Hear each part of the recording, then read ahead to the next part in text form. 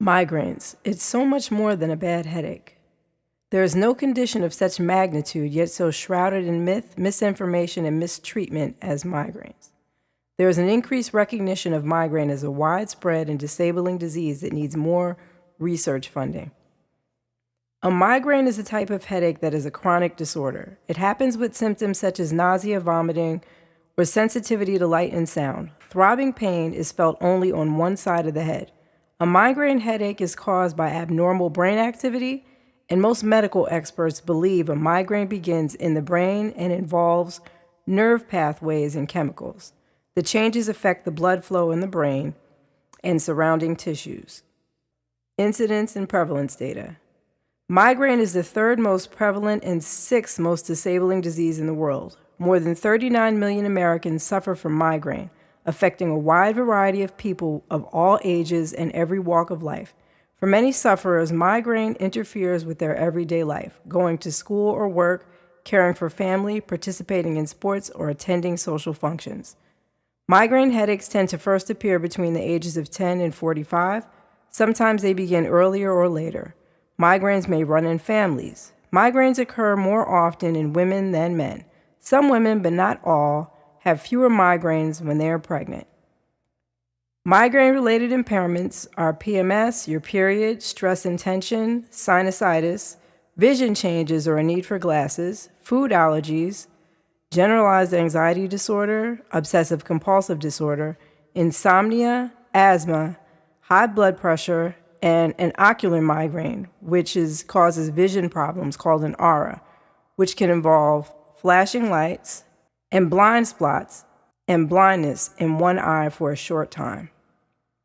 Migraine attacks may be triggered by any of the following: caffeine withdrawal, changes in hormone levels during a woman's menstrual cycle or with the use of birth control pills, changes in sleep patterns such as not getting enough sleep, drinking alcohol, exercise, or other physical stress, loud noises or bright lights, missed meals, odors or perfumes, smoking or exposure to smoke, and stress and anxiety. Migraines can also be triggered by certain foods. The most common are chocolate, dairy foods, especially certain cheeses, foods with MSG, foods with tyramine, which includes red wine, aged cheese, smoked fish, chicken livers, figs, and certain beans, fruits, avocado, bananas, citrus fruit, meats containing nitrates, bacon, hot dogs, salami, cured meats, onions, peanuts, and other nuts or seeds, processed, fermented, pickled, or marinated foods. I left it out, but in my case, wheat causes my migraines. The best things to do in order to get help for medical and psychosocial supports that have been good for me, that have worked for me, are ENT and allergy associates, their ear, nose, and throat doctor, and they're used to treat some of the impairments related to the condition. ENT and allergy associates have services surrounding impairments related to the migraine condition, including audiology, sleep studies, allergy, asthma, and immunology. They have locations around the tri-state area, and you can make same-day appointments. Another thing that was helpful to me was going to Release NYC. It's helpful to have a colon cleanse, detox, counseling, and to see a nutritionist about dietary planning to reduce symptoms. I went to Release NYC at Vitality, New York on 213 West 35th Street, and it was very helpful. You go 3 times in a row, like a Tuesday, and I had a good year free of allergies and my migraine symptoms. So with my own experience, I've been suffering with migraines for the past 10 years off and on. I've also experienced ocular migraines in which I've gone blind in one eye a few times. I've had full-blown vertigo for over a month in the past.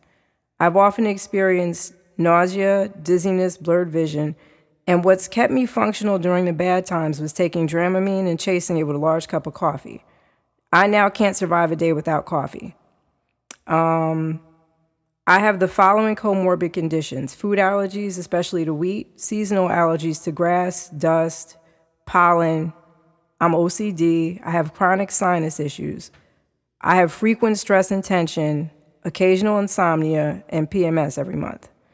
I've had countless CAT scans and MRIs, audiology exams, allergy testing, etc. at ENT and Allergy Associates.